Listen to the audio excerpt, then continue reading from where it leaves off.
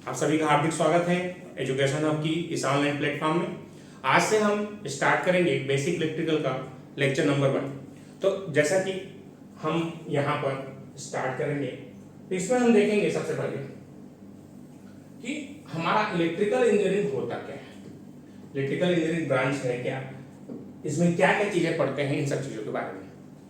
तो electrical engineering electricity का पूरी इंजीनियरिंग का एक ऐसा ब्रांच है जो कि हम बेसिकली डील करते हैं जनरेशन ऑफ इलेक्ट्रिकल पावर की। तो इलेक्ट्रिकल पावर कैसे कैसे जनरेट हो सकता है, इन पे अभी थोड़ा देर चर्चा करेंगे। तो इलेक्ट्रिकल एनर्जी बेसिकली 2 टाइप से जनरेट होता है। एक होता है कन्वेंशनल एनर्जी सोर्सेज से, एक होता है नॉन कन्वेंशनल एनर्जी सोर्सेज से। कन्वेंशनल मतलब ऊर्जा के परंपरागत स्रोत, ऊर्जा के परंपरागत स्रोत जिसमें परंपरागत स्रोत उसको बोलते हैं जिसको हम सदियों से बहुत ही पुरानी जो चीजें हैं तब से यूज करते आ रहे हैं। जैसे कि हम बात करें फॉसिल फ्यूल्स की। फॉसिल फ्यूल्स समझते हैं सब लोग।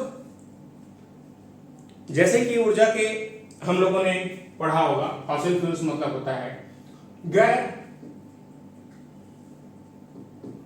जिसको आप लोग बोलते हैं परंपरागत सोर्स। जैसे कि जीवाश्म ईंधन, हिंदी में इसको बोलते हैं जीवाश्म ईंधन। जीवाश्म ईंधन क्या है? जैसे बहुत करोड़ों वर्ष पहले यहाँ पर हमारे यहाँ डायनासोर या बहुत सारे जाति हुआ करते थे जो कि जमीन में दब गए और बहुत ही करोड़ों साल के बाद प्रोसेस के बाद वे ईंधन के रूप में, जो कोयला के रूप में आज हम जो निकालते हैं, कोयला, पेट्रोल, डीजल, इन सब चीजों से जो ऊर्जा बनती है उसे बोलते हैं हम लोग परंपरागत ऊर्जा के स्रोत या फिर कन्वेंशनल एनर्जी के सोर्स। जिसमें कोयला, जिसमें अभी हम मड़वा पावर प्लांट की बात करें, कोरबा में जितने पावर प्लांट की बात करें और इंडिया में जितना भी प्रोडक्शन होता है वे बेसिकली हमारा होता है कन्वेंशनल एनर्जी सोर्स में। अभी भी हम 80% जो डिपेंडेंसी है एनर्जी की वो किस पे है? कन्वेंशनल एनर्जी सोर्स पे है। अब लेकिन ये क्या होगा, कुछ सालों बाद ये चीजें खत्म हो जाएगी। तो आज से जब हम नाती बनाएंगे तो उस समय कोयला खत्म हो जाया रहेगा 200 साल पहले। तो उन पर इलेक्ट्रिकल एनर्जी कैसे पैदा करो जी, है? इसीलिए हम क्या कर रहे हैं, ऊर्जा के ऐसे संसाधन खोज रहे हैं जिससे हम आगे आने वाले पीढ़ी, जब ये जीवाश्म ईंधन हमारा खत्म हो जाएगा पूरी तरीके से, तब जो है हम कन्वेंशनल एनर्जी को छोड़कर नॉन कन्वेंशनल एनर्जी की तरफ बढ़ रहे हैं, जिसमें हम हमारा हाइड्रो एनर्जी सबसे इंपॉर्टेंट, हाइड्रो जल विद्युत संयंत्र आप लोग सभी जानते होंगे। मेरा आवाज क्लियर है? सबको समझ पा रहे हैं सब? जल विद्युत संयंत्र, ठीक, माइक ऑफ रखेंगे। जल विद्युत संयंत्र, इसी तरीके से और क्या जानते हो आप लोग? विंड एनर्जी और सोलर एनर्जी, इतने सारे एनर्जी सोर्स हैं जिससे हम इलेक्ट्रिसिटी प्रोड्यूस करते हैं। और उसके बाद मजे की बात यह है कि पूरी दुनिया पागल है, मतलब बिजली चाहिए, बात खत्म, कैस्ट्रो करके बिजली चाहिए। बिजली क्यों? क्योंकि देखो, हमने विंड, पवन ऊर्जा से क्या बनाया? इलेक्ट्रिसिटी बनाया। तो इलेक्ट्रिसिटी से आप अपने घर में पंखा चलाते हैं, एसी चलाते हैं, तो कन्वर्ट होता है कि नहीं? विंड फिर से इंटरकन्वर्टिबिलिटी है इसमें। तो ये हमारे इंटरकन्वर्ट इसको किया जा सकता है। तो ये विंड, फिर जैसे सोलर, मैंने प्रकाश से इलेक्ट्रिसिटी बनाया, तो इलेक्ट्रिसिटी से फिर से हम लाइट चलाते हैं। अब यहाँ लाइट देख रहे हैं, स्क्रीन देख पा रहे हैं टीवी का, आपको मोबाइल का स्क्रीन देख पा रहे हैं, तो क्या है? लाइट है ना, तो लाइट में कन्वर्ट कर पाते हैं। जल की ऊर्जा का उपयोग करके हमने इलेक्ट्रिसिटी बनाया। इलेक्ट्रिसिटी से फिर हम टूलू पंप चलाते हैं, पंप्स, घर में सबके पंप लगा होगा, बिना एक दिन पानी और बिजली नहीं मिलेगा तो हाहाकार मच जाता है लोगों को, है ना? तो अल्टीमेटली आज हम देखते हैं, चाहे आपका मोबाइल हो, चाहे पीसी हो, कोई भी चीज आपका जो यहाँ पर आप देख पा रहे हैं, आपके आसपास जितने भी जगह है जहां पर भी आप बैठे हैं, तो आप इलेक्ट्रिसिटी को महसूस कर पा रहे हैं। बिना बिजली के आज के डेट में रह पाना एक भी दिन कठिन है। तो पानी से भी ज्यादा कीमती अगर मैं आपको बोलूंगा तो वो है इलेक्ट्रिसिटी है। तो आपको इस चीजों का ध्यान रखना है कि आप कभी इन चीजों को वेस्ट ना करें, खासकर ऐसे इलेक्ट्रिकल इंजीनियर मैं चाहूंगा कि कोई भी विद्यार्थी हमारा इलेक्ट्रिसिटी को कभी भी वेस्ट ना करे। जहां पर भी पानी या बिजली आपको वेस्ट होते हुए दिखा, मतलब आपको वहां पर उस चीजों को रोकना है। पहली बात इतनी समझ में आई। तो 14 प्रकार के एनर्जी हम जनरेट कर सकते हैं। 14 प्रकार के ऊर्जा स्रोतों से हम इलेक्ट्रिसिटी यहाँ पर जनरेट कर सकते हैं। ठीक है, आपका ये आज का होमवर्क है। वो 14 प्रकार के एनर्जी कौन कौन सी है, आप इसको ढूंढ के लाएंगे और नेक्स्ट क्लास में मेरे को बताएंगे। ठीक है, तो ये क्लियर हो गई बात। इस पे हम और डिटेल में जनरेशन में हम लोग इसमें और डिटेल में जब जनरेशन पढ़ाऊंगा तब इसमें और डिटेल में हम लोग डिस्कशन करेंगे। पहली बात इतनी क्लियर हुई सबको? ठीक है दोस्तों, इतना क्लियर हुआ सबको जो मैंने बताया अभी तक? Yes sir. ठीक, देखो अब आप ये समझते हैं कि पूरी दुनिया इसमें पागल क्यों है। देखो अब ये छत्तीसगढ़ गवर्नमेंट की बात करें तो छत्तीसगढ़ गवर्नमेंट में एक यूनिट हम जो बिजली बिल देते हैं, एक यूनिट का प्राइस कितना है, आपको अगर किसी को पता होगा तो बता सकते हैं कि एक यूनिट का बिजली का बिल कितना आता है आपके यहाँ?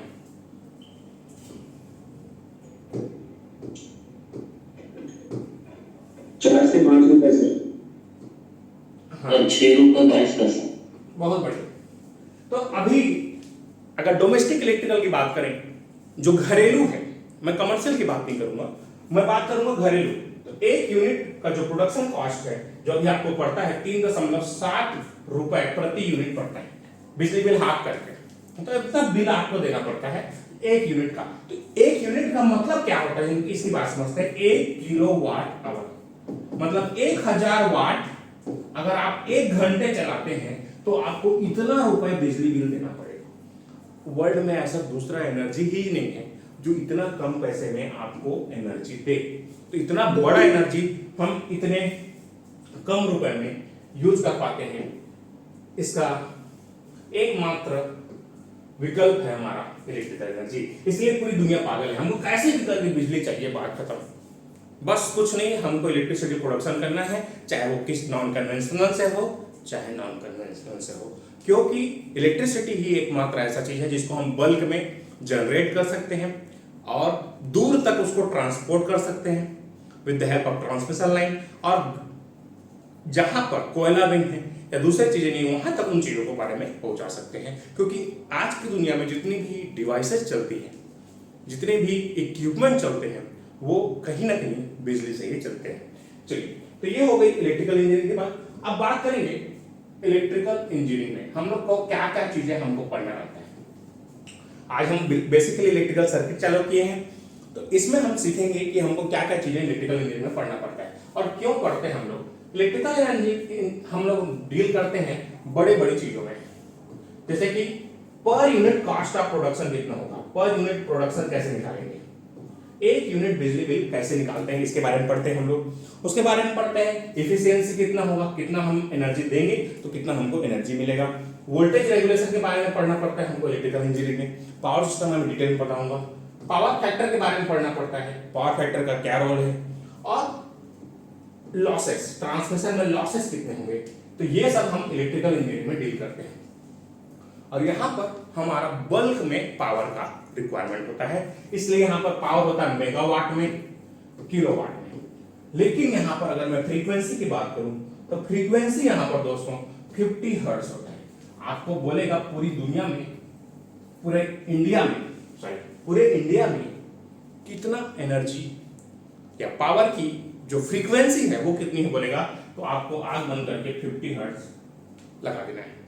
तो जो कि हमारी कंट्री इंडिया में है।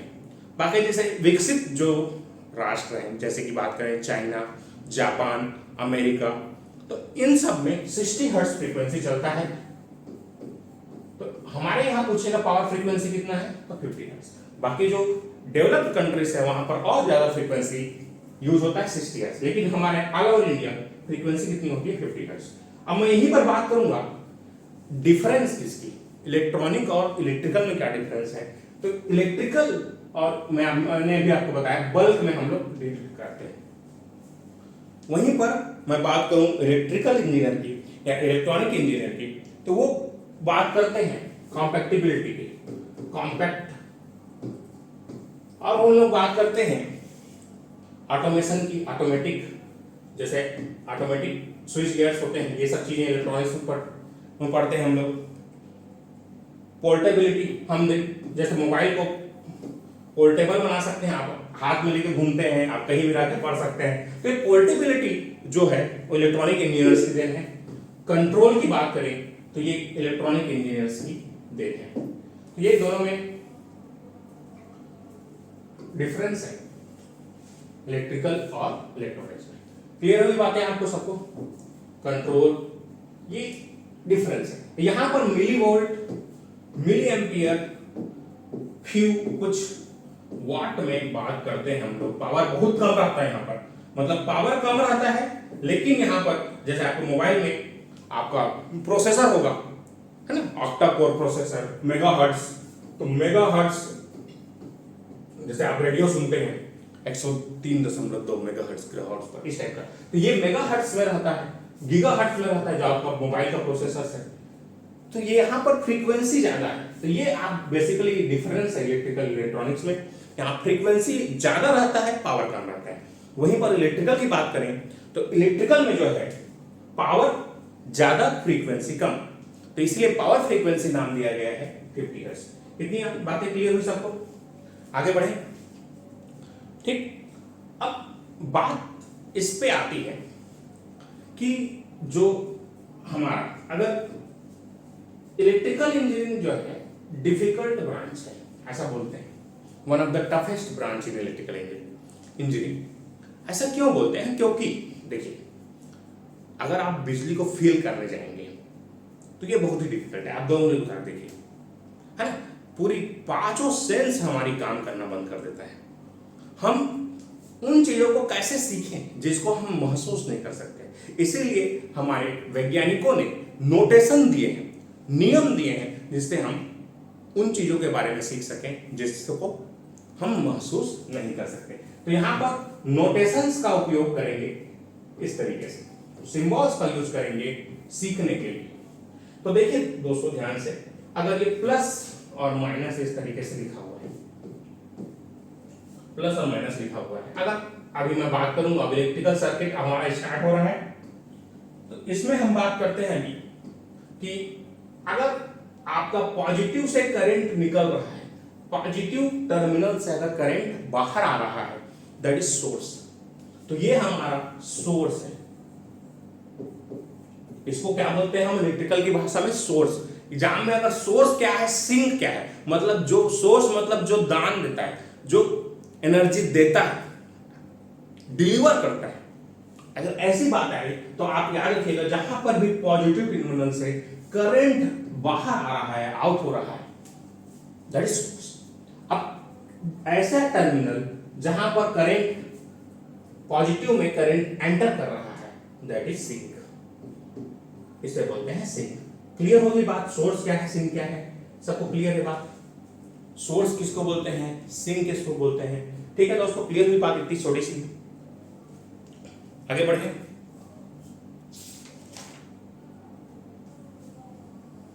इसी को हम लोग सोर्स को ही एक्टिव एलिमेंट्स बोलते हैं। सोर्स को ही क्या बोलते हैं? एक्टिव, जो एनर्जी देता है। आगे पढ़ेंगे एक्टिव, पैसिव, और इसे बोलते हैं पैसिव एलिमेंट्स, जो एनर्जी रिसीव करता है। ठीक है, तो एनर्जी देता कौन है? जो सोर्स है वो एनर्जी देता है। तो सोर्स दो प्रकार के होते हैं, वोल्टेज या करंट सोर्स। या तो वोल्टेज होगा या तो करंट होगा। अब सिंक कौन कौन से होते हैं? रेजिस्टेंस, इंडक्टेंस और कैपेसिटेंस। ये तीन चीजें होती हैं जो कि हमारा सिंक का काम करता है।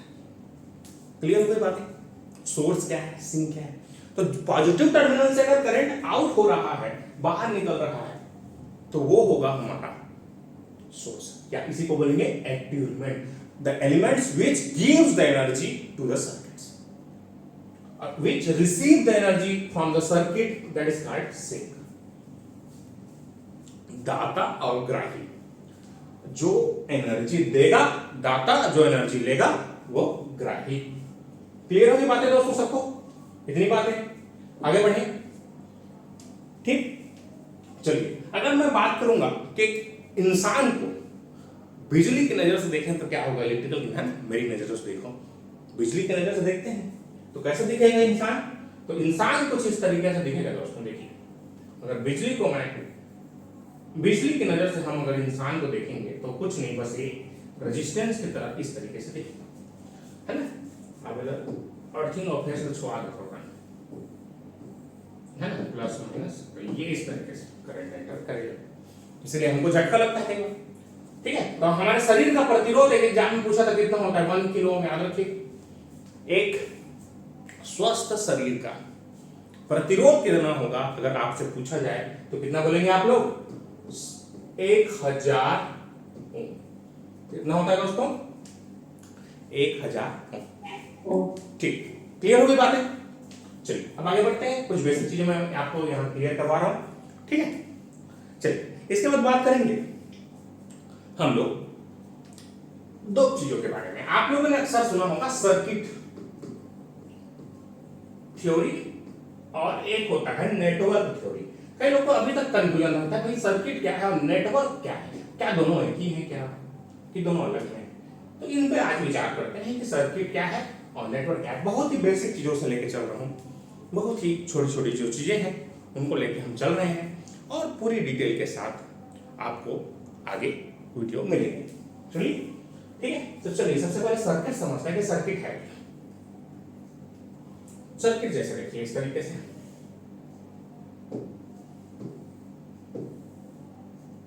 ये मैं इसकी बात करूं,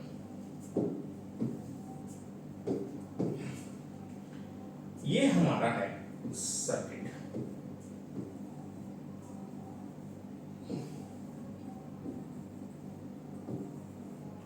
और अगर मैं नेटवर्क की बात करूं, सेम चीज अगर मैं यहां पर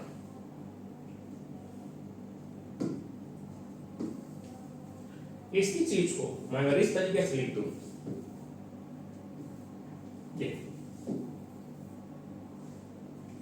तो देखिए इसमें बेसिक डिफरेंस क्या है। सर्किट हमेशा जितना भी चीज हो क्लोज रहता है, कोई भी पोर्शन इसमें ओपन नहीं रहता।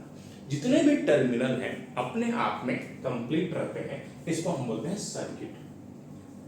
बातें आई दोस्तों, क्लियर हुई सबको कि सर्किट क्या है? ऐसा पोर्शन परिपथ का जहां पर किसी प्रकार का ओपन टर्मिनल ना हो, उसे क्या बोलेंगे? सर्किट। और नेटवर्क क्या बोलेंगे? कोई ना कोई अगर टर्मिनल ओपन अगर मैं छोड़ दिया उसको, तो यहां पर देखिए यहां तो क्लोज है, यहां क्लोज है, ये क्लोज है, लेकिन यहां पर ये ओपन सर्किट हो गया, तो ये हमारा हो जाता है नेटवर्क। अब मैं बात करूंगा कि पूरा पावर सिस्टम या पूरा जो हम इलेक्ट्रिकल की नजर से पूरे जांजगीर जिले के देखूंगा मान लो, या पूरे छत्तीसगढ़ को देखूंगा, तो सर्किट है कि नेटवर्क है? आप चलिए बताइए। मैंने इतना सा क्वेश्चन, आप उसको सर्किट की नजर से देखेंगे कि नेटवर्क की नजर से देखेंगे, या उसको भी छोड़ देते हैं यहाँ पे घर में जहां पर आप बैठे हैं, उसको आप सर्किट बोलेंगे कि नेटवर्क बोलेंगे? चलिए बताइए उसको।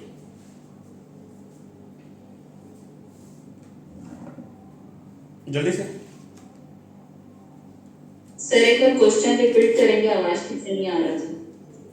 मैं ये बोल रहा था कि जो हमारा जो ये आपका घर है, आपके घर में जो सर्किट बना हुआ है वो आपका सर्किट है कि नेटवर्क है? सर्किट है सर। सर्किट है सर। सर्किट है। चलिए हम समझते हैं, कोई बात नहीं, सबको डाउट रहता है, अभी क्लियर हो जाएगा। देखिए ध्यान से, आपका जो भी घर है, जो भी जितने भी चीजें हैं, सब एक साथ चालू करते हैं कि बंद करते हैं एक साथ? कि कुछ चीजें ओपन आ जाती हैं, कुछ टर्मिनल, कुछ बटन, कुछ स्विचेस ओपन रहते हैं, कुछ छूट जाते हैं कि नहीं छूट जाते हैं? क्या आप एक साथ सबको चालू करते हैं? कुछ ना कुछ आप देखेंगे, कुछ ना कुछ बटन होगा, कुछ ना कुछ स्विचेस होगा जो कि ओपन सर्किट होंगे। तो याद रखिएगा, पूरे पावर सिस्टम को अगर मैं एक शब्द में बोलूं कि नेटवर्क है कि सर्किट है, तो आप क्या बोलेंगे? नेटवर्क है। पूरा पावर सिस्टम क्या है? नेटवर्क है। हम नेटवर्क को छोटा करके एक सर्किट बना के उनको स्टडी करें। माइक ऑफ रखेंगे बाकी लोग, चलिए माइक ऑफ रखेंगे। यहां तक क्लियर? बात आई समझ? सबको क्लियर हुई बातें इतनी? चलिए बताइए दोस्तों, आगे बढ़े। चलिए मैं ये बोलना चाह रहा हूं कि जो भी पावर सिस्टम होता है या जो भी घर होता है हमारा, उसमें टोटल हम चीजों को चालू या बंद नहीं करते। कुछ न कुछ चीजें चालू रहती है, कुछ न कुछ चीजें स्विचेस बंद रहते हैं। जैसे अब मैं जिस कमरे में बैठा हूँ वहां पर पंखा बंद है, लाइट चालू है, तो कुछ न कुछ स्विच ओपन है कि नहीं? आप ओपन देख पा रहे हैं कि नहीं देख पा रहे हैं कुछ न कुछ चीजों को? यही मैं आपको बताना चाह रहा हूँ कि कुछ न कुछ चीजें ओपन रही जाती है। पूरे पावर सिस्टम में हम पूरे घर में हर चीज को एक साथ चालू या एक साथ बंद नहीं करते। तो जो भी हमारा घर में या पावर सिस्टम में जो भी चीज होती है वो हमारा नेटवर्क होता है, न कि सर्किट। हम क्या करते हैं, कुछ पोर्शन को स्टडी करते हैं। तो ये हमारा हो जाता है सर्किट एनालिसिस। आगे बढ़ते हैं, अब हम एलिमेंट्स के बारे में समझेंगे। एलिमेंट्स, तो एलिमेंट्स क्या क्या चीजें होती हैं उनके बारे में स्टार्ट करते हैं। बेसिक एलिमेंट से स्टार्ट करेंगे। सबसे पहले हम लोग समझेंगे करंट क्या होता है करके, छोटा टर्मिनोलॉजी करंट। चलिए, करंट इसको जानने के पहले हम परमाणुओं के बारे में समझते हैं। किसी भी पदार्थ का सूक्ष्मतम हिस्सा को क्या बोलते हैं जी? सूक्ष्मतम भाग को क्या बोलते हैं? अणु। और उसमें भी छोटा भाग रहता है, उसमें परमाणु होते हैं। जिसमें न्यूट्रॉन नाभिक में, प्रोटॉन रहता है और इलेक्ट्रॉन जो है बाहर में घूमते रहता है। कोई काम नहीं, दिन और रात घुमाइए, कोई काम नहीं कर। इलेक्ट्रॉन जो है दिन भर घूमते रहता है। एक इलेक्ट्रॉन में कितना चार्ज होता है? तो कितना बोलेंगे आप? 1.6 इंटू 10⁻⁻90 कुल। माइनस में चार्ज होता है इलेक्ट्रॉन। वहीं पर अगर एक प्रोटॉन की बात करें तो एक प्रोटॉन में सेम होता है, बस 1.6 इंटू 10⁻⁻90 कूलम होता है। और न्यूट्रॉन में कोई भी चार्ज नहीं होता। न्यूट्रॉन जो है न्यूट्रल होता है, इसमें कोई चार्ज नहीं होता। तो ये चार्ज क्या है? तो चार्ज का बेसिक यूनिट अगर आपसे पूछा जाएगा तो कूलम। क्या है इसका यूनिट? कूलम। दोनों भाषा में दे रहा हूं, कूलम, है ना? क्लियर होगी बात? इसको डिनोट करते हैं। इसका ऐसा यूनिट क्या है बोलेगा तो सी। चलिए आगे बढ़ते हैं। अब बोलेगा एक कूलम में कितना चार्ज होता है? ये बहुत ही इंपॉर्टेंट है। मैं power grid corporation of India limited का पेपर दिया था 2016। नोट नहीं कर पाए थे। नहीं नोटेशन, ठीक। करंट कितना हो गया? अब ये पेपर जो है मैं दिया था 2016 में power grid corporation of India limited का। तो उसमें ये क्वेश्चन पूछा गया था कि एक कूलम में कितना आवेश होता है। चलिए ट्राई कीजिए सब लोग। एक कूलम में कितना चार्ज होगा? कितना चार्ज होगा एक कूलम आवेश में? चलिए अगर कोई बता पाएंगे तो देखते हैं। हम लोग क्या करते हैं, बहुत बड़ी बड़ी चीजों को पढ़ के चल देते हैं और आता है इन छोटे छोटे चीजों से। 6.25 into 10⁻80। बड़ी। तो एक कूलम में अगर आपको निकालना है तो इसको इस तरीके से निकालेंगे, 1.6 इंटू 10⁻⁻90। अभी मैंने आपको बताया था एक इलेक्ट्रॉन में कितना होता है? 1.6 इंटू 10⁻⁻90 कूलम। तो एक कूलम में कितना होगा? तो इसको इधर ट्रांसफर कर देंगे, इसको सॉल्व करेंगे।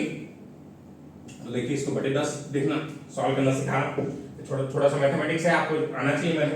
मैथमेटिक्स इंप्रूव करना है तो हमारे YouTube चैनल में आप मैथमेटिक्स इंप्रूव करने के लिए वीडियोस देख सकते हैं।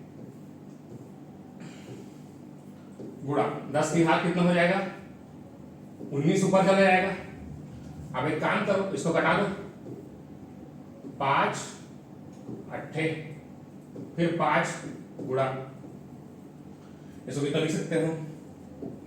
10 को इधर दे दो, गुणा 10 की घात 18 दे दो। इसको ऐसे करके देखो, गुणा भाग में सिखा रहा हूं, है ना? तो 100 फिर कटा दो, 2 चौक 2 पंचे, 5 पंचे 25, 6 चौक 24.25 गुणा 10 की घात 18 इलेक्ट्रॉन। सबको बात आई समझ? एक कूलम में कितना चार्ज होता है डायरेक्ट याद भी रख सकते हैं। तो एक कूलम चार्ज बड़ा यूनिट है दोस्तों, इस तरीके से इसको नोट कर सकते हैं।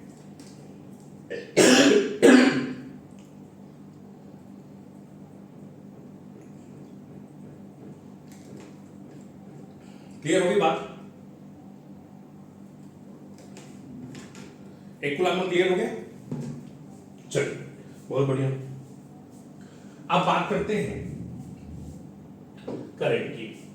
करंट बहुत ही इंपॉर्टेंट चीज यहाँ चालू हो रहा है। पूरा बेसिक इलेक्ट्रिकल मैं आज स्टार्ट कर रहा हूँ और पूरा डिटेल के साथ आपको पढ़ा रहा हूँ। एक एक चीजें नोट करने वाली हैं, ध्यान से देखिए चीजों को और सुनिए और नोट कर देते हैं। करंट, करंट क्या है? धारा, हिंदी बोलते हैं इसको धारा। तो आवेश प्रवाह की दर को धारा कहते हैं। The rate of flow of charge is called current. सुन पाए सब जब? The rate of flow of charge is called, the rate of flow of charge, flow of charge is called current, is called current. बहुत ज्यादा important. इसका SI unit क्या है पूछेगा तो एम्पियर। इसका एसआई यूनिट क्या है? एम्पियर, है ना। इसमें भी बात करेंगे एसआई यूनिट्स के बारे में, अलग से डिस्कस करेंगे फंडामेंटल्स ऑफ डिराइव्ड यूनिट्स के बारे में। अभी अब हम फंडामेंटल चीजों पर जाएंगे। Charge per unit time, coulomb per second is equivalent two ampere.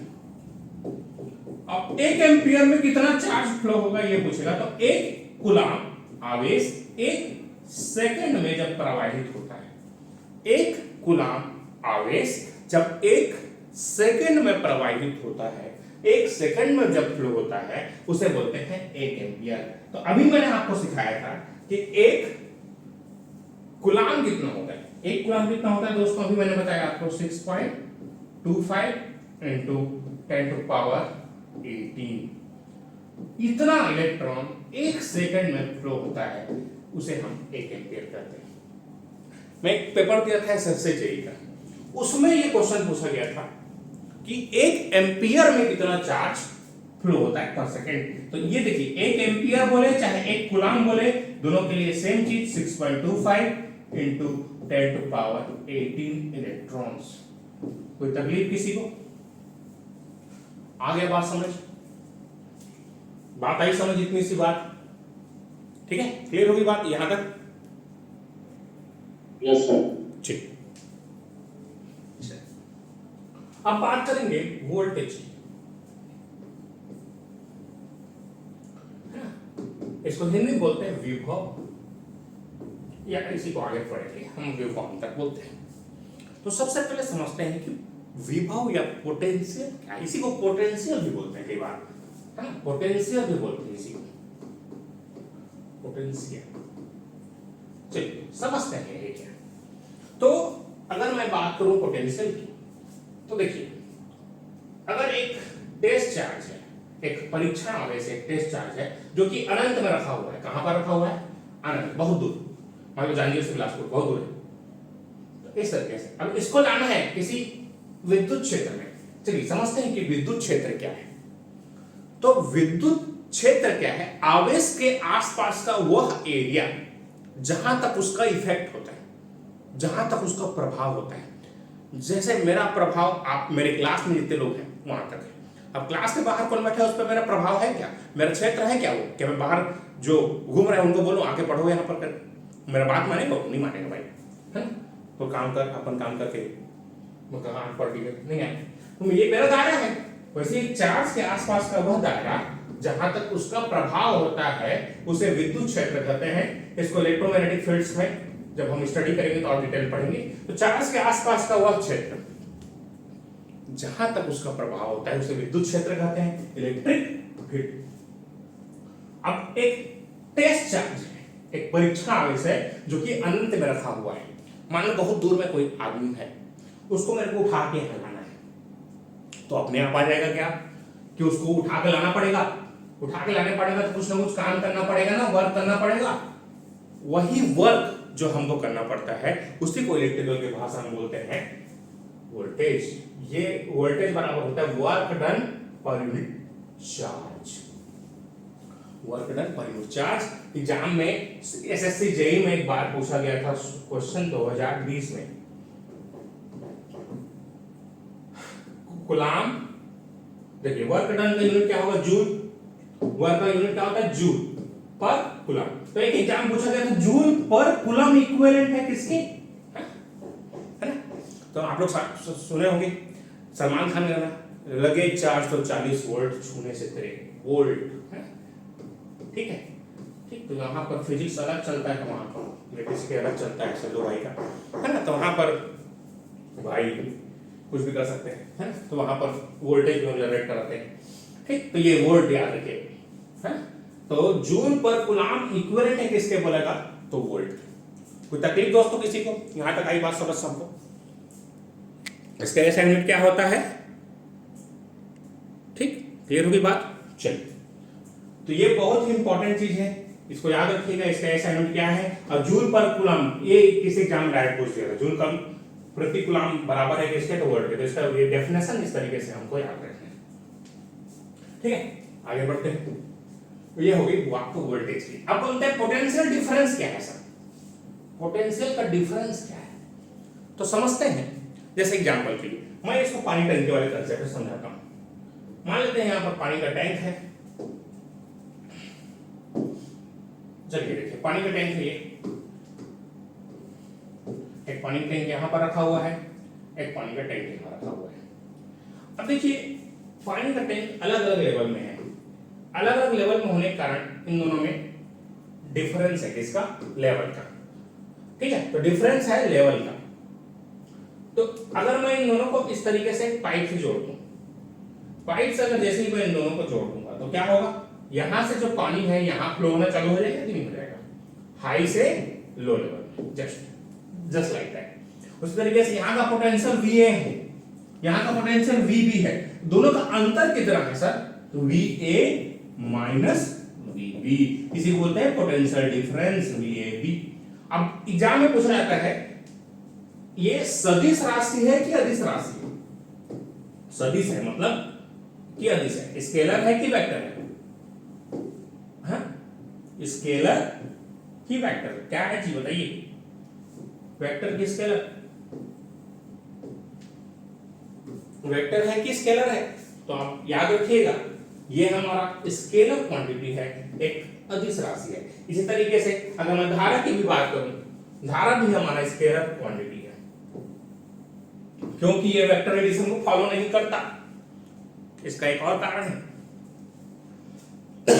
क्या, किसको फॉलो नहीं करता, वेक्टर एडिशन को फॉलो नहीं करता, इसलिए इसको हम स्केलर क्वांटिटी कहते हैं। क्लियर होगी बातें? चलिए आगे बढ़ते हैं। तो सब चीजों को नोट करते हैं, ये बेसिक चीजें हैं पूरा। चलिए अब बात करते हैं बहुत ही इंपॉर्टेंट रूल के बारे में, जिसे हम बोलते हैं ओम्स लॉ। क्या का नियम, ओम का नियम दोस्तों, ओम्स लॉ। ये हमारा, आप अगर देखेंगे तो हमारा पहला ही टॉपिक मैं यहां पर पढ़ा रहा हूं। अगर आपको यहां पर याद होगा, यहां पर सिलेबस का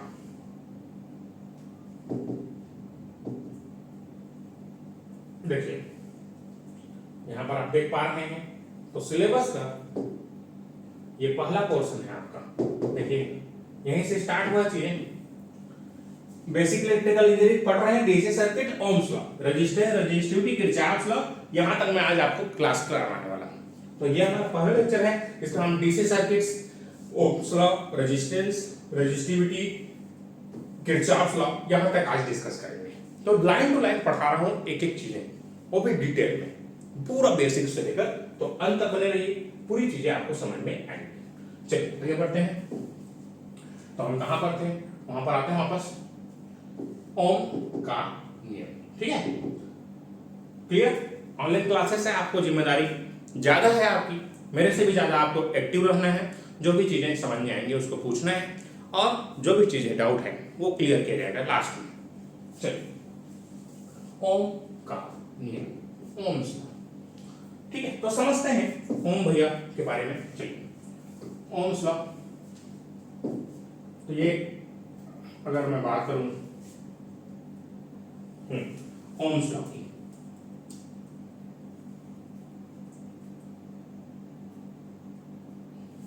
तो जॉर्ज साइमन ओम, यहां पर हम देख सकते हैं ओम भैया को, ठीक। तो ये हमारा, ये जो आपको यहां पर दिख रहे हैं, ये हमारे जॉर्ज साइमन ओम जी हैं, जिन्होंने ओम का नियम, अपना जो नियम है वो दिया है ना।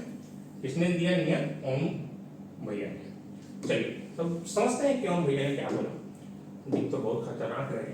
चलिए तो ओम का नियम, तो ये बोलते हैं यदि किसी चालक तार, मैंने देखो एक कोई चालक तार है, कोई कंडक्टर है, चालक कुछ भी हो सकता है, इसका क्रॉस सेक्शन एरिया ए, तो इसमें प्रवाहित होने वाली जो धारा है, जो करंट है, द फ्लोइंग, जो करंट फ्लो हो रहा है इसके अंदर, वो जो है current if physical condition is constant, यदि किसी पदार्थ की भौतिक अवस्था ताप, दाब और आयतन में परिवर्तन ना हो, तो उसमें प्रवाहित होने वाली धारा सिरों के मध्य उत्पन्न विभवांतर के अनुक्रमानुपाती होता है। इफ फिजिकल कंडीशन जैसे होता है temperature, pressure, volume etcetera is constant, ये सब कांस्टेंट रहेगा, then current flowing through any conductor is equal to, is directly proportional to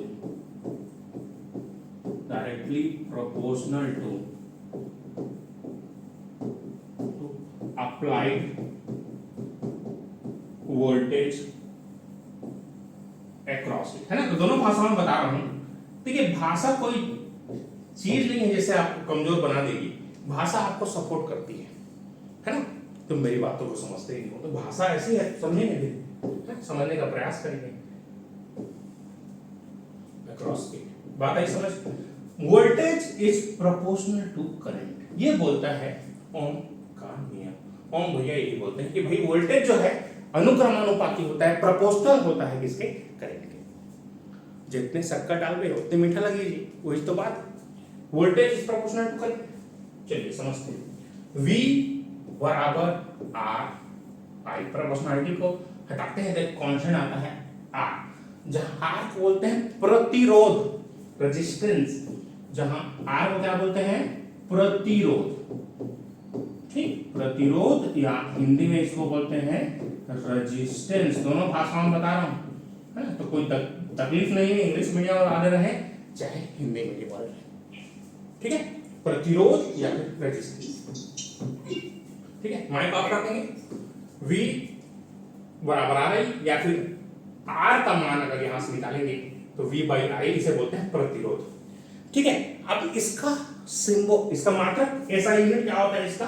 ओम नाम दिया तो इसका नाम है ओम, लिखते हैं ऐसे, और दिखता घर के तबेलिया टाइप के दिखते, उल्टा रख दे तबेलिया का, तो ये इसका सिंबल है।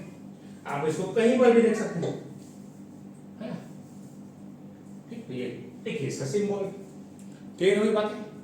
ओम ऐसा यूनिट, सिंबल कैसा रहता है? तबेलिया उल्टा रख दे, देख जाइए, है ना, ठीक।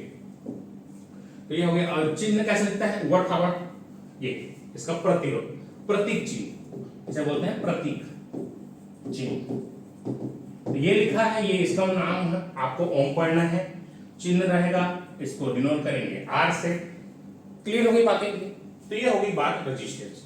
चलिए आगे बढ़ते हैं। आप समझते हैं प्रतिरोध, बहुत इंपॉर्टेंट चीज है प्रतिरोध, प्रतिरोध रेजिस्टेंस के बारे में बात करेंगे। रेजिस्टेंस, चलिए, पदार्थ का वह गुण जिसके कारण वह अपने में से होकर धारा को गुजरने का, प्रवाह करने का विरोध करता है। The property of material by virtue of which it oppose the flow of current, जो करंट के फ्लो को अपोज करता है। जैसे आपको पढ़ने में क्या क्या चीजें रोकती है, धारा के प्रवाह में जो रोकता है उसे प्रतिरोध करते हैं। जैसे आपके पढ़ाई में बहुत सारी चीजें हैं जो बाधा डालती हैं, जो कि रुकावट डालती हैं, वो सब प्रतिरोध है। सबसे ज्यादा बाधा डालता है आपका सोशल मीडिया, है ना। सोशल मीडिया से जितना दूर रहेंगे, व्हाट्सएप, फेसबुक, इंस्टाग्राम, ये सब चीज़ों से आप जितना दूर रहेंगे उतना अच्छा है आपके लिए। 40 से 50 दिन है, 40 to 50 डेज, ये सब चीज़ों से दूर रहें। कोई मूवी ना देखें, कोई एंटरटेनमेंट ना करें, कुछ दिन, 50 दिन की बात है दोस्तों। फिर उसके बाद तो आपको जो करना है करिए, कोई तकलीफ नहीं है ना। इन सब चीज़ों से दूर रहिए। तो प्रतिरोध वो चीज़ है जो आपको रोकता है। रेजिस्टेंस क्या चीज है जो कि आपको रोकता है कोई भी काम करने के लिए, वही आपका रेजिस्टेंस है। जो कि धारा को, प्रवाह को रोकता है, उसे प्रतिरोध कहते हैं। अब बात करते हैं, रेजिस्टेंस जो है प्रोपोर्शनल होता है लेंथ के। जितना लंबा तार होगा, जितना लंबा तार होगा, जितना लेंथ ज्यादा होगा वायर का, रेजिस्टेंस उतना ही ज्यादा होगा। Resistance is inversely proportional to area. ठीक, रेजिस्टेंस जो है क्षेत्रफल के व्युत्क्रमानुपाती होता है, इनवर्सली प्रोपोर्शनल होता है एरिया के। जैसे मैं बात कर रहा हूं पतला तार और मोटा तार के बारे में। चलो, पतला तार और मोटा तार, कागज प्रतिरोध ज्यादा होगी, बताओ जल्दी। किसका प्रतिरोध ज्यादा होगा, किसका रेजिस्टेंस ज्यादा होगा, पतले का कि मोटे का? जल्दी बताइए। पतले तार का प्रतिरोध ज्यादा होगा कि मोटे तार का? ठीक, तो पतले लोगों का रेजिस्टेंस ज्यादा होता है, नहीं उल्टा है। ठीक है, ठीक है, था भाई। थी तो मन में आपका ज्यादा हुई था भाई।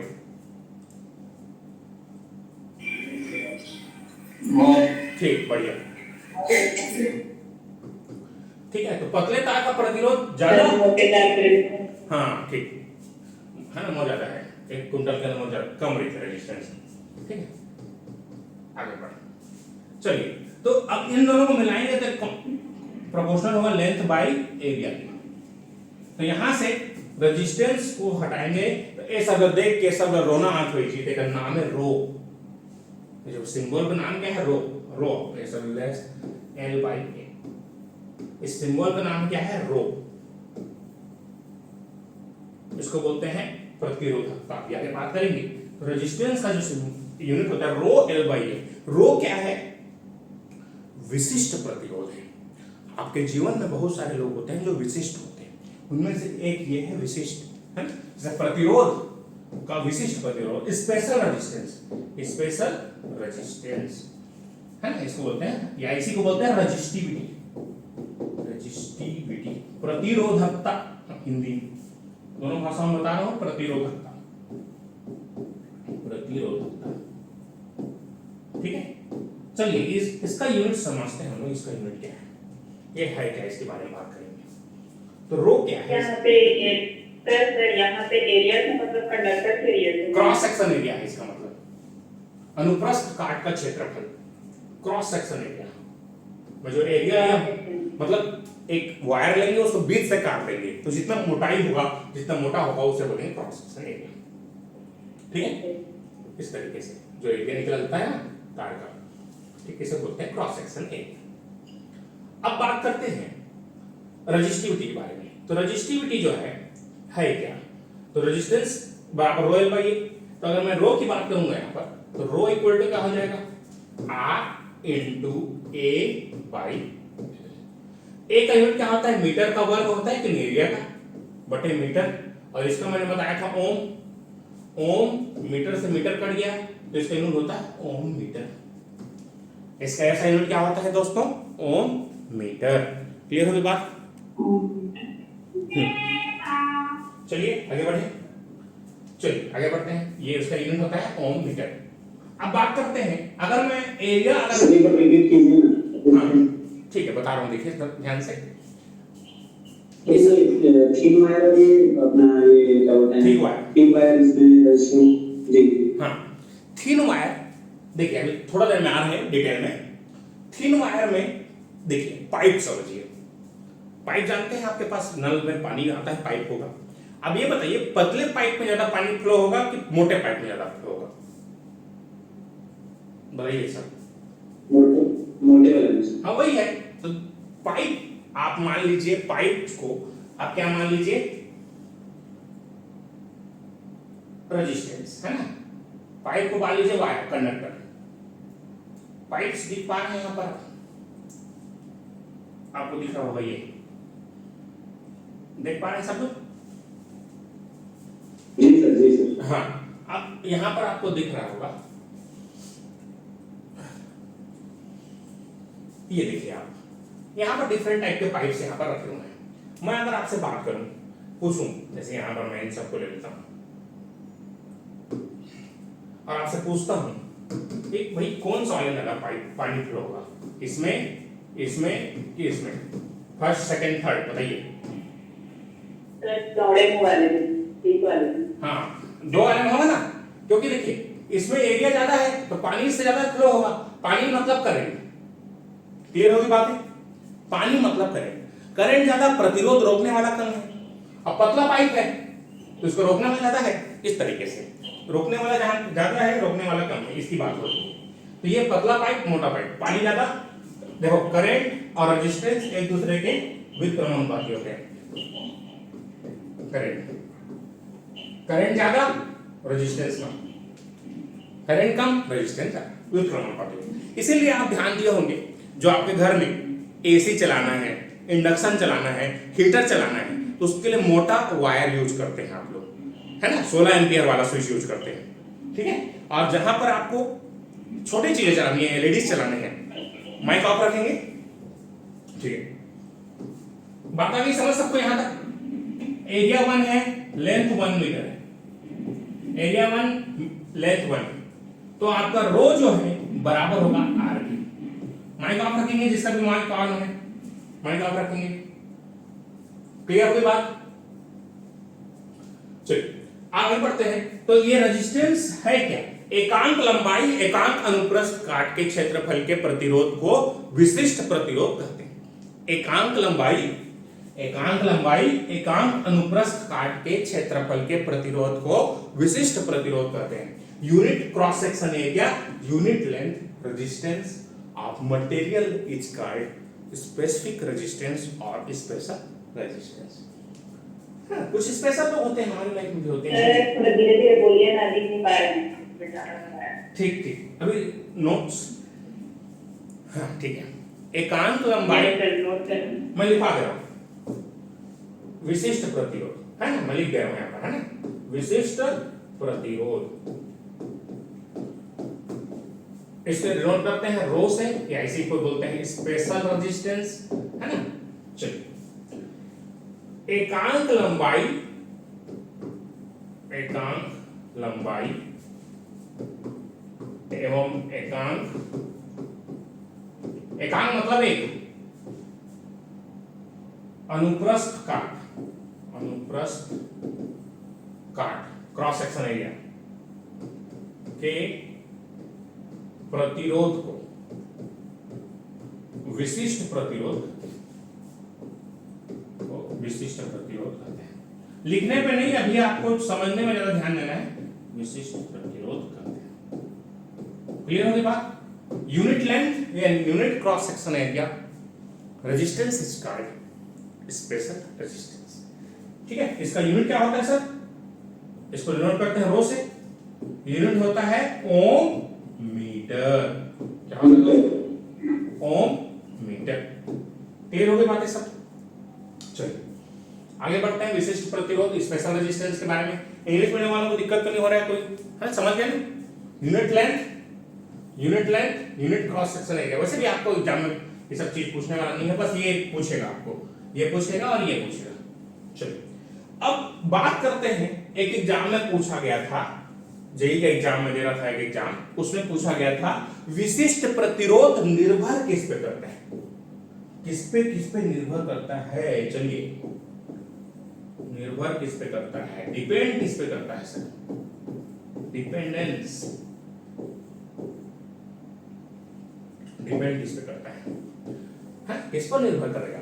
एग्जाम में पूछा गया था अनुप्रस्थ काट के क्षेत्रफल पर, मतलब एरिया पर, लेंथ पर, किस पे, क्षेत्रफल पे किस पे डिपेंड करता है?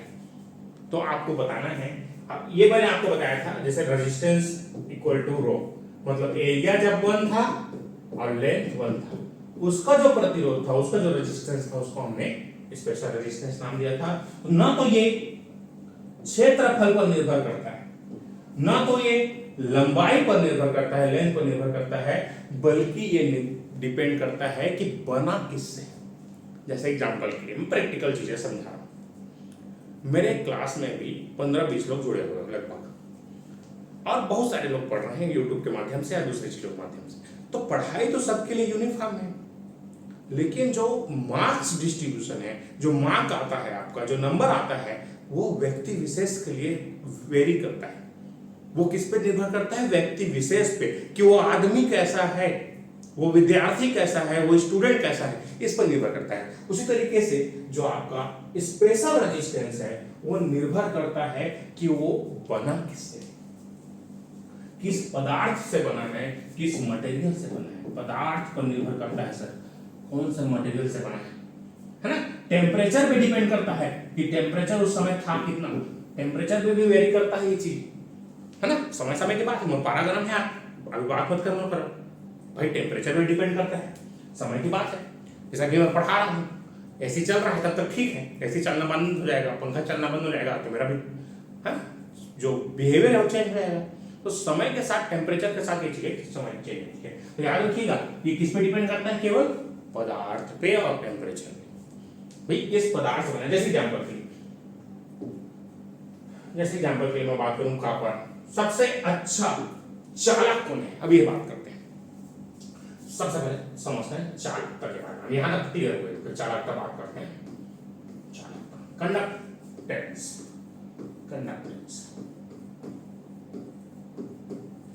ये क्या चीज है? कंडक्टेंस, चालकता।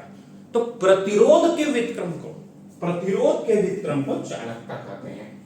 प्रतिरोध के व्युत्क्रम को चालकता कहते हैं। ठीक, चालकता 1/R is denoted by G, चालकता। आया बात समझ? कोई तकलीफ किसी को? इसका यूनिट होता है 1/ओम, तो इसे लिखते हैं ओम इनवर्स इस तरीके से, या तबेलियल सीधा रख दे जी, ऐसे हो जाएगी। ये भी लिखते हैं ऐसा, ये ऐसे लिखते हैं। माहो खेत में माहो बहुत आते हैं, माहो लिख दो। और एक जन आने नाम रखूंगा इसमें क्या, ठीक है, साइमन। ठीक, ये इतना चीजें केवल इसी का है। तो कई राइटर्स अलग अलग चीजें यूज करते हैं, तो आप कहीं पर इस तरीके से सिंबल देखें तो घबराने की जरूरत नहीं है। ये प्रतिरोध का उल्टा है, तबेलियल सीधा रख दे, तबेलियल उल्टा रख दे तो प्रतिरोध सीधा रख देता, कंडक्टेंस हो गया। आगे बात समझ? कोई तकलीफ किसी को? यहां तक क्लियर हुई बात? सबको समझ पा रहे हैं? छोटे छोटे चीज याद आ रहा है सबको? इलेक्ट्रिकल इंजीनियरिंग ये सब चीजें कुछ कभी पढ़े थे। ठीक है दोस्तों, चलिए आगे बढ़ते हैं। अब बात करते हैं सबसे अच्छा चालक कौन है सर। सबसे अच्छा चालक की बात करेंगे। सबसे अच्छा जो चालक होता है वो होता है चांदी, है ना। जैसे ठीक है, आई बात समझ? जैसे आपने घर में बात करते हुए सुना होगा, ए जी सुना था, अक्सर बात करते हुए आपने सुना होगा घर में, हाँ जी सुना था, ए जी सुना था, ए जी का ए जी, चांदी। चांदी सबसे अच्छा कंडक्टर कौन है? चांदी। उसके बाद कॉपर, AgCu, है ना। अगली बात Cu, चांदी। उसके बाद होता है तांबा, सबसे अच्छा कंडक्टर दूसरा का है तांबा, है ना। उसके बाद सोना, Au। उसके बाद एल्यूमिनियम। इस क्रम में याद रखिएगा, कई एग्जाम में पूछा गया है कि सबसे अच्छा चालक कौन है, ये 4 ऑप्शन में दे देगा, तो चांदी आपका करेक्ट आंसर होगा। एक एग्जाम में किया था, उसमें ये 3 ऑप्शन में था। अब पूछा था इनमें से सबसे अच्छा कौन है, इनमें से एक और था नॉन। आप किसको लगाएंगे सर? चलिए बताइए, आप किसको लगाएंगे? जैसे ये तो हो गया चांदी, यहां तक क्लियर हो गई बात। अगर ये 4 ऑप्शन में रहेंगे तो किसको लगाएंगे? Copper, aluminium, yes copper. हाँ याद रखिएगा एल्यूमिनियम, है ना। ठीक है, तो याद रखिएगा इसमें नन ऑफ दिस, ये 4 ऑप्शन में है, यही प्रेजेंस ऑफ माइंड है दोस्तों। इतना ही आपको प्रेजेंस ऑफ माइंड रखना पड़ता है कि भाई अब आप यहाँ पर चांदी खोज रहे हो, अब चांदी है नहीं मेरे पास तांबा है, सोना है, एल्यूमिनियम है। अब इनमें से कौन है ना भैया? जैसे मान लीजिए देखिए ऑप्शन अब है इसलिए तभी कर ऑप्शन में छोड़ना भाई चांदी ये तीनों में देख बात कर नहीं सर मुझे चौथा चाहिए नहीं मिले कॉपर है तो इसमें कॉपर। अब अगर मान लो ये भी ऑप्शन होता है और दूसरा मटेरियल होता है तो मैं इसमें जाता फिर आगे बात ही समझ। तो ये चीजें मैंने आपको बताई। तो सबसे अच्छा चालक कौन है एजी, फिर इसके बाद कॉपर, फिर इसके बाद सोना एल्यूमिनियम, फिर उसके बाद लास्ट में एल्यूमिनियम। अब बात करते हैं अगर हम बनाएंगे किसी भी चालक को किसी भी वायर को बनाएंगे किस सबसे अच्छा चांदी है तो चांदी से बनाना चाहिए। फिर चांदी से क्यों नहीं मानते जी? हाँ जी बताओ चांदी से काम नहीं बनाना वायर बनाना सबसे अच्छा है तो महंगा है फिर 1 यूनिट के फिर 1000 रुपए लगे है ना। सिल्वर की कॉस्ट हाँ कॉस्टिंग भैया इंजीनियरिंग में सबसे पहले कॉस्टिंग की बात आती है ना। आई बात समझ कॉस्ट सस्ता है कि नहीं चला बताओ जी। चाइना इधर ले आगे होगे है ना कोई भी चीज में चाइना आगे क्यों क्योंकि सस्ता है सर इसलिए चांदी तो नहीं बना पाते वो चांदी तो छोड़ दो भाई नहीं सोना में लगेगी सब ताल छोड़ा के। कॉपर हम कॉपर का बनाते हैं इसीलिए घर में अगर आप वायरिंग करवाएंगे जैसे मैं अपन घर बनवाया हूँ तो मैं वायरिंग करवाया हूँ कॉपर तांबा के है ना। तो आप जब भी घर बनवाओगे कौन सा वायरिंग करवाओगे सर कॉपर का है ना। कॉपर का वायर यूज करना ब्रांडेड वाला। सोना का भूल जाओ सोना की बात नहीं करते है ना। 1,60,000 के करीब हो गया है तो एक तो चांदी से बनाने नहीं सकता सन छोड़ी दे बच जाता एल्यूमिनियम। घर के बाहर देख कर देख है ना 2 प्रकार के लाइन होते हैं ना सिरो परी और मूर्ति तरी वाला एक अंडरग्राउंड ओवरहेड है ना। तो ओवरहेड जितने भी लाइन्स है सब में एल्यूमिनियम देखेंगे आपको या जितने भी सस्ता ब्रांड वाला पंखा लोगे एल्यूमिनियम वायरिंग आएगा। तो ये चीज़ें तो बहुत अच्छा चीज़ नहीं है एल्यूमिनियम। अगर आपको घर में वायरिंग करना है या कोई भी ब्रांडेड चीज़ लेना है तो आप कॉपर वाला वायरिंग वाला लीजिए। जैसे आप कूलर भी लेते हैं तो वहां पर एक सस्ता वाला एक अच्छा वाला। तो सस्ता और महंगा यही बात होता है कॉपर या फिर एल्यूमिनियम की है ना। आपको रेट अलग अलग है तो आपको सामान भी अलग अलग चीजें मिलेंगी। चलिए आगे बात करते हैं प्रतिरोधकता के व्युत्क्रम 1/ρ इसके व्युत्क्रम को बोलते हैं चालकत्व। आगे बात समझ क्लियर होगी बात। इसके व्युत्क्रम को इसको बोलते हैं सिग्मा। क्या बोलते हैं इसको sigma conductivity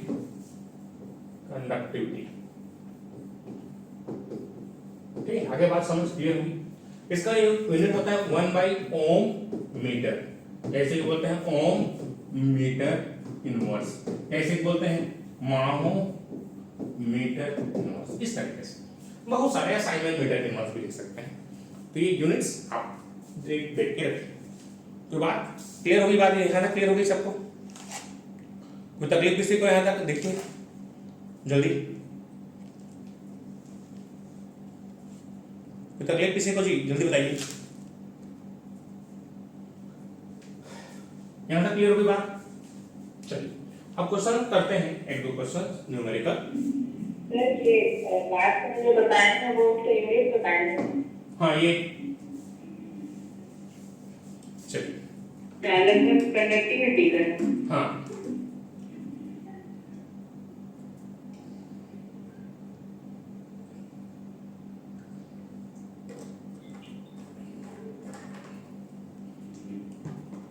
reciprocal of resistivity is called conductivity है ना। क्लियर होगी बात। चलो आगे बढ़ते हैं। अब देखिए ध्यान से एक न्यूमेरिकल करा रहा हूं ये बहुत इंपॉर्टेंट यहां से न्यूमेरिकल चालू हो रहा है ठीक है। एक न्यूमेरिकल क्वेश्चन करा रहा हूं देखिए ध्यान से।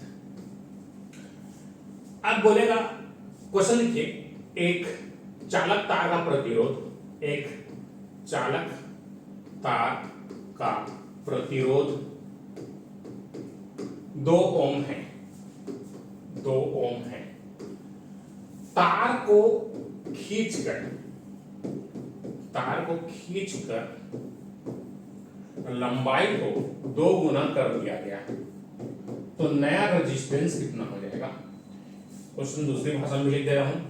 If a wire resistance is 2 ohm find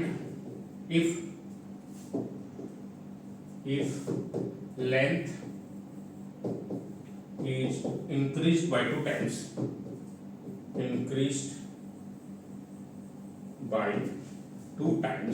by stretching of wire by stretching of wire, then find new resistance of wire। आगे बात समझ सबको, क्वेश्चन क्लियर हुई? चलिए मैं आपको समय दे रहा हूं, आपको ये क्वेश्चन मैंने अभी आपको बताया है, आपको मैं समय दे रहा हूं यहाँ पर 30 सेकंड का, कितना होगा?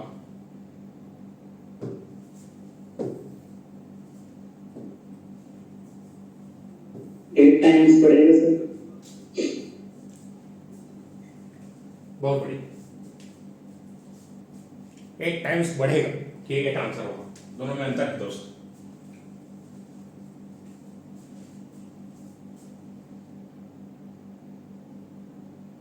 चलिए बहुत बढ़िया, ये लोग बना लिया, बहुत बढ़िया। ये लोग नहीं बना पाए, देखिए ध्यान से कैसे क्वेश्चन बनाते हैं।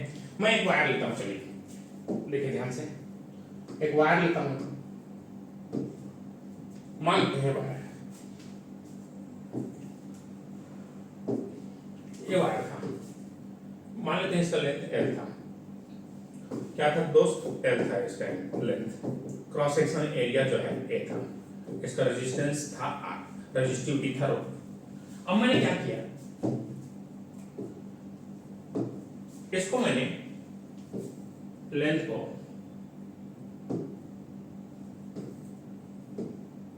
बढ़ा दिया, डबल कर दिया लेंथ को। तो लेंथ को जैसे ही बढ़ाएंगे तो ये इसका एरिया कम होगा कि नहीं होगा सर? जल्दी बताइए, एरिया कम होगा, एरिया रिड्यूस होगा, समझ में आएगी नहीं? भाई लेंथ जैसे ही बढ़ाएंगे, जैसे वायर है, मान लो इसका खींच रहा हूँ, रबड़ है, इसको इस तरीके से खींच रहा हूँ, तो रबड़ को जैसे जैसे खींचना चालू करेंगे तो स्ट्रेच होगा, वो इसका जो एरिया है वो कम हो जाएगा। जितना मैंने लेंथ को कितना टाइम्स बढ़ाया, 2 टाइम्स बढ़ाया, तो क्षेत्रफल जो है, जो एरिया है वो 2 टाइम्स रिड्यूस भी हो जाएगा। रो तो रो रहेगा, रो तो डिपेंड नहीं करता, रो तो मटेरियल पर डिपेंड करता है। तो बात करते हैं रेजिस्टेंस की, तो रेजिस्टेंस इक्वल टू होता है रो एल बाई ए। ये ओल्ड था, पुराना प्रतिरोध था। अब मैं क्या कर रहा हूँ, लेंथ को दोगुना कर दिया, तो जो नया प्रतिरोध है, न्यू जो रेजिस्टेंस है, लेंथ 2 टाइम्स हो गया, रो तो रो था, जो रो था तो रो तो नहीं, एन बाई 2, 2 दूनी कितना हो गया? 4, 2 ऊपर जाके कितना हो गया? 2 से गुणा हो गया, समझ में आई बात सबको? 4 रो एल बाई। और ये जो है पुराना प्रतिरोध था, ध्यान दो, ये पुराना प्रतिरोध था रो एल बाई ए। तो आर जो न्यू है वो आपका बराबर हो जाएगा 4 गुना हो जाएगा किसके? आर ओल्ड के। और आर ओल्ड कितना था? 2 था, तो 4 दूनी कितना हो गया सर? 8। ये क्वेश्चन आपका लेबर असिस्टेंट एग्जाम में पूछा था। ये सेम क्वेश्चन आपका पूछा था आपके डिफरेंट एसएससी में भी पूछा गया था, पीजीसीए में पूछा गया था। तो ये छोटा सा क्वेश्चन है, लेकिन आपको याद आएगा एग्जाम में। तो आर याद रखिएगा, अगर स्ट्रेच कर रहे हैं, लेंथ एल है, एल को एन गुना बढ़ा रहे हैं खींच के, तो रेजिस्टेंस जो है एन स्क्वायर टाइम्स हो जाएगा आर न्यू जो है आर ओल्ड के एन स्क्वायर टाइम्स हो जाएगा। अगर मैं यहाँ पर बोल रहा हूँ 2 गुना, यहाँ पर कितना बोला है? 2 गुना बोला है, तो 4 गुना हो जाएगा। अगर इसी में बोलता 3 गुना खींच दिए तो 3 का वर्ग 3 तिया 9 गुना हो जाता। 4 गुना बोलता तो 4 का स्क्वायर 16 गुना हो जाता। याद रखिए दोस्तों, इतनी बात आई समझ? ठीक है दोस्तों, क्लियर हुई बात? ठीक है, ठीक है। तो आज के लिए इतना ही रखते हैं। आज की क्लास समझ में आई सबको? बेसिक इलेक्ट्रिकल की लेक्चर 1 है। इसी तरीके से मैं 1-1 घंटे का लेक्चर लूंगा, मैराथन क्लास लूंगा, जिससे आपको कंप्लीट हो जाएगा basic electrical with in 10 to 12 hours में पूरा कंप्लीट हो जाएगा। ठीक है, तो लगभग 10 से 12 घंटे की क्लास यहाँ पर बेसिक इलेक्ट्रिकल की लगेगी, जिसमें आपका बेसिक इलेक्ट्रिकल का पूरा कंप्लीट हो जाएगा। ठीक है, तो लेक्चर अगर अच्छा लगा हो तो लाइक जरूर करें, और अगर नए हैं सब्सक्राइब करें। Thank you.